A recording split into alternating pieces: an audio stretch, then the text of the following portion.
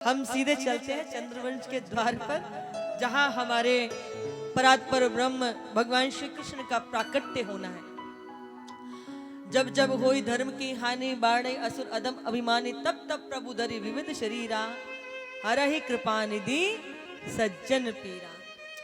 भगवान धरती पर जब पाप बढ़ता है तो पाप के भूभार को हरने के लिए विप्र साधु संत मनुष्य लीन, क्या दुष्टों के पापों को हरने के लिए साधु संतों की रक्षा हेतु भगवान लीन मनुज अवतार, भगवान अवतार लेते हैं और अनंत अनेक रूपों में अवतार लेते हैं। भागवत जी में 24 अवतारों का वर्णन है बंधुओं, पर क्या भगवान ने 24 अवतार लिए? आज भी जब भक्त भगवान को पुकारते तो न जाने कौन कौन से रूप में भगवान प्रकट हो जाते हैं। इधर यदुकुल में शूरसेन जो हैं उनके वासुदेव हुए और उग्रसेन के कौन हुए हैं? कंस हुए। हम सीधे भगवान के जन्म की ओर चल रहे हैं, क्योंकि चंद्रवंश का भी बहुत बड़ा वंश विस्तार है। अब उग्रसेन जी की जो पत्नी थी, जब वो गर्भ से थी तो वो अपनी सखियों के साथ वन में विहार करने चली गई। जब वो वन में विहार करने के लिए गए तो एक द्रुमिल नामक राक्षस की छाया उनके गर्भ पर पड़ गई। साधु संतों ने कहा कि महाराज, आपके कुल में जो संतान जन्म लेके आने वाली है वह साधु ब्राह्मणों धर्म के प्रतिकूल होगी। ऐसी संतान का त्याग कर देना ही श्रेष्ठ है। और उग्रसेन महाराज ने जन्म लेते ही उस बालक को लता पताओं में लपेट करके यमुना जी के किनारे छोड़ दिया था। शूरसेन महाराज नित्य यमुना जी की पूजन करने जाते थे। आज भी नित्य की भांति वो जब यमुना जी का स्नान करने के लिए गए तो एक बालक के रोने की आवाज सुनाई दी। जब इधर उधर देखा तो लता पताओं में एक बालक लिपटा हुआ था। वे उस बालक को अपने घर लेकर के आ गए और वसुदेव जी के साथ उस बालक का भी लालन पालन होने लगा। यह बालक वही कंस है। जब कंस बड़े हुए तो नारद जी से ज्ञात हुआ कि तुम उस शूरसेन की संतान नहीं, तुम तो उग्रसेन की संतान हो। जैसे ज्ञात हुआ वैसे ही कंस कैलाश में चले गए और वहां जाकर के इन्होंने कठोर तप किया। इनकी कठोर साधना उपासना से प्रसन्न होकर के भगवान भोलेनाथ ने इनको दर्शन दिया और दर्शन देकर इनको एक धनुष दिया और कहा, जब तक यह धनुष आपके पास है आपका कोई कुछ बिगाड़ नहीं सकता, पर जिसने भी इसको धनुष को तोड़ दिया फिर समझ लेना कि वह आपको नहीं छोड़ सकता। उस धनुष को पाकर शंकर जी के वरदान को प्राप्त करके इन्होंने एक बड़ी सी सेना बनाई। उस सेना में अगासुर, वकासुर, धेनुकासुर, प्रलंबासुर, न जाने कौन कौन असुरों को मिलाकर के बड़ी सी सेना लेकर के मथुरा पर आक्रमण कर दिया। आक्रमण करके अपने पिता उग्रसेन जी को इन्होंने कारागार में बंद कर दिया और स्वयं महाराज बनकर के बैठ गए। जब से कंस राजगद्दी पर बैठे, संपूर्ण राज्य के अंदर सारे धार्मिक अनुष्ठान बंद हो गए। ना कोई यज्ञ, ना कोई कथा, ना कोई सत्संग। बंधुओं, कथा की बात तो कहां तक कही जाए। जब से कंस राजगद्दी पर बैठ गए सबके चेहरों से मुस्कुराहट ही विदा हो गई। समय धीरे धीरे बीता। कंस की चचेरी बहन थी देवकी। वसुदेव जी के साथ इनका लालन पालन हुआ था तो ये इनके बड़े अच्छे मित्र थे। इनके मन में आया क्यों ना मैं अपनी चचेरी बहन का विवाह वसुदेव के साथ कर दूं। और ऐसा भाव मन में रख करके इन्होंने संपूर्ण मथुरा नगरी को बड़ा दिव्य सजाया और अब बड़े ही प्रेम भाव के साथ ये अपनी बहन देवकी का विवाह करने लगे। संपूर्ण विधि विधान के साथ में विवाह संपन्न हुआ और कंस के मन में भाव आया कि क्यों ना मैं अपनी बहन को स्वयं विदा करके आऊं। वसुदेव और देवकी को जैसे ही रथ पर बिठाया उन्होंने और हाथ में उस रथ की बागडोर को पकड़ा वैसे ही आकाश में आकाशवाणी हुई, पति प्रगृण कंसा माँ भाष्य शरीर वाक अश्वस्ताम अष्टमो गर्भो हंसा याम महसे बुदा। मूर्ख, जिसे तू अपनी बहन समझ के लेके जा रहा है, इसी देवकी के गर्भ से उत्पन्न होने वाली 8वीं संतान तेरा काल बनेगी। जैसे ही आकाशवाणी हुई, सारी बहन का प्रेम, सारा वह अपनापन हवा में बह गया। जिसको अभी इतने प्रेम से विदा करने जा रहा था, आकाशवाणी सुनकर के एक ही क्षण में घोड़े की लगाम हाथ से छूट गई। म्यान से तलवार निकाल करके देवकी के केश पकड़ लिए और तलवार से जैसे ही उसे मारने के लिए उसने हाथ उठाया, वैसे ही वसुदेव जी ने हाथ पकड़ लिया कि हे भोजराज कंस, ये क्या करते हो? एक तो कन्या, ऊपर से तुम्हारी बहन, तीसरा विवाह हुआ है। और विवाह के समय हम स्त्री के अंदर साक्षात लक्ष्मी जी का और वर के अंदर साक्षात नारायण का दर्शन करते हैं। और आपकी जो ये कीर्ति है ना, वो मिट्टी में मिल जाएगी। किसका जन्म कब हुआ, मृत्यु कब हुई, इसको कोई याद नहीं रखता। किसने अपने जीवन काल में कौन सा कर्म किया था, वो याद रहता है। इसलिए याद रखना, जन्म जन्मांतर तक लोग यही कहेंगे कि कंस ने अपनी मृत्यु से भयभीत होकर के अपनी बहन का वध कर दिया था। ये याद रखना। कंस थोड़ी देर के लिए रुका, बोले तुम्हें अपनी बहन की संतान से भय है ना, तो मैं तुम्हें वचन देता हूं कि मैं देवकी की 8वीं संतान तुमको सौंप दूंगा। पर कंस तो इतना भयभीत हुआ, बोले तो ठीक है, तो मैं इसे कारागार में बंद कर दूंगा और तुमको भी कारागार में रहना पड़ेगा। कंस ने देवकी को वसुदेव जी के साथ कारागार में बंद कर दिया। बंधुओं, पहली संतान का ज्ञात हुआ, दौड़ा दौड़ा कंस आया, उसने उस संतान को छीन करके पत्थर पर मार करके उसका अंत किया। दूसरी, तीसरी, चौथी, पांचवी, छठी और सातवें जब ये आए तो ये कौन है? ये वही शेषनाग हैं, ये वही लक्ष्मण जी हैं जो त्रेता में छोटे बन करके आए थे।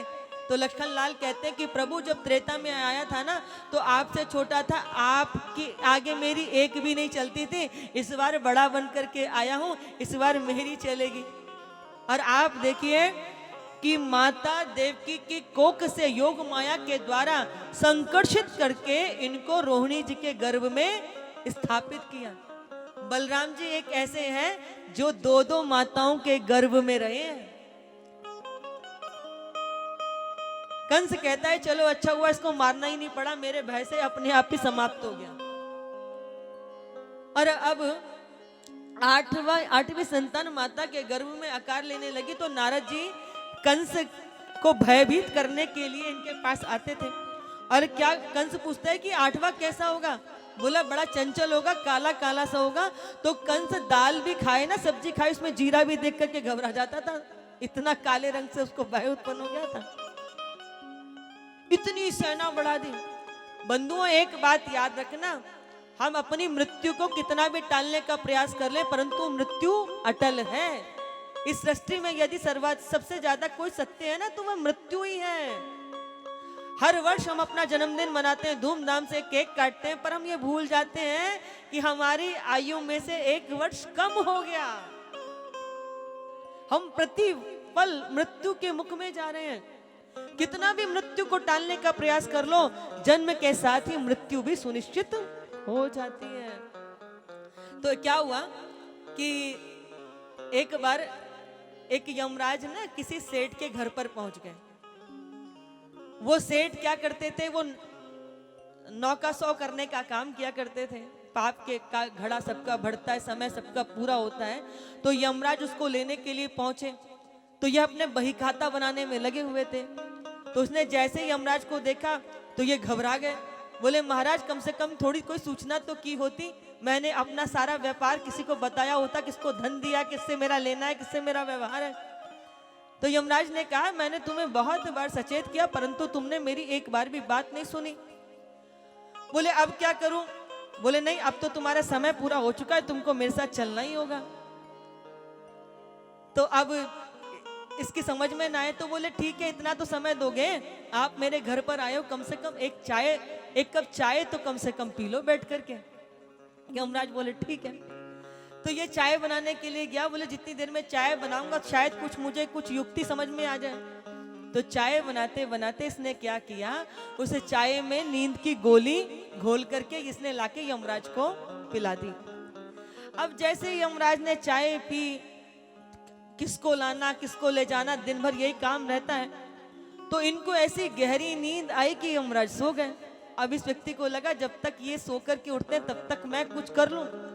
तो इसको कुछ समझ में नहीं आया, तो रोज 9 के 100 करता था। तो इसने देखा यमराज के हाथ में एक लिस्ट लगी हुई थी, उस लिस्ट में सबसे पहला नंबर इसी का था। तो इसने क्या किया कि पहले नंबर से अपना नाम हटा करके अपना आखिरी में कर दिया और आखिरी वाले को पहले कर दिया। अब यमराज तो बड़ी गहरी नींद लेक से उठे थे, कहते हैं बहुत समय के बाद ऐसी नींद आई है, मैं तो तुझसे इतना खुश हुआ हूं कि अब मैं लिस्ट को पहले से ना शुरू करके आखिरी से शुरू कर देता हूं। तो याद रखिएगा, हम जो चाहते हैं ना वैसा नहीं होता, ईश्वर जो चाहता होता वही है। अब कंस को इतना भय है कि 8वीं संतान जन्म लेने वाली है। हजारों सैनिक द्वार पर बढ़ा दिए, बड़े बड़े द्वार पर मोटे मोटे ताले लगा दिए। खुद कितनी बार अन्वेषण करने के लिए आता है, सब कुछ चाक चौबंद है कि नहीं है। इधर क्या हुआ, भादो का मास है, रोहिणी नक्षत्र है, बुधवार का दिन है, कृष्ण पक्ष रात्रि के ठीक 12 बजे मेरे प्रभु चतुर्भुज रूप में कारागार की काली कोठरी में प्रकट हो जाते हैं। बोले नारायण भगवान की जय। तमद्भुतम बालकम भुजेक्षणम चतुर्भुजम चक्र चक्र गधा युधायुधम शिवत्स्य लक्ष्मे गल शोभिकोस्तुभम पीतांबरम सांद्र पयोध सौभगम। विराट चतुर्भुज रूप में भगवान प्रकट हो गए। कारागार की वह कारी कोठरी आलोक से आलोकित हो गई। देवकी जी वसुदेव हाथ जोड़ करके खड़े हुए हैं, भगवान के दर्शन हो रहे हैं। देवकी कहते हैं प्रभु आपने मुझे वरदान दिया था कि आप मेरे घर पुत्र बन करके आएंगे, परंतु आप तो विराट स्वरूप में पिता स्वरूप में आ गए हैं। अब मैं कैसे आपको अंक में लेकर के अपने वात्सल्य का पैपान कराऊं।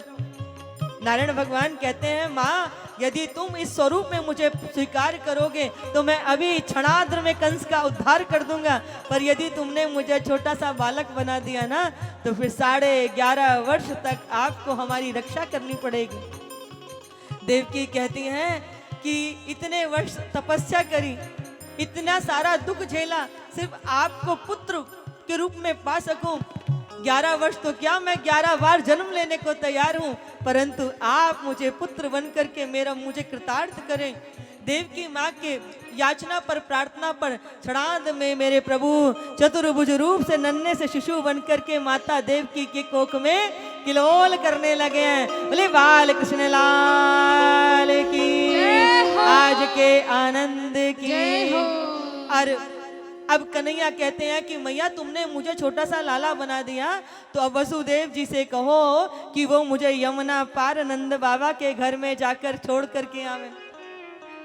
और इधर वसुदेव जी ने जैसे ही लाला को हाथ में लिया है, बंधुओं बड़ी बड़ी जो उनके जंजीरें बंधी हुई थी वो सारी जंजीरें खुल गई, द्वार पर बंधे हुए लगे हुए ताले खुल गए, सारे सैनिक सेवादार सो गए। क्योंकि जब हम भगवान के समीप जाते हैं ना तो माया के पति कौन है, मायापति। भगवान के सामने माया की एक नहीं चलती, सारी माया दूर हो गई, सारे सैनिक सेवादार सब सो गए। और वसुदेव जी शीश पर रख के कान्हा को कहाँ ले गए हैं, यमुना का पार करा करके नंद बाबा के घर में। और सारे ब्रजमंडल के अंदर लाला नहीं आए, कौन आए, आनंद प्रकट हो गया है। नंद के घर आनंद भयो, जय कन्हैया लाल की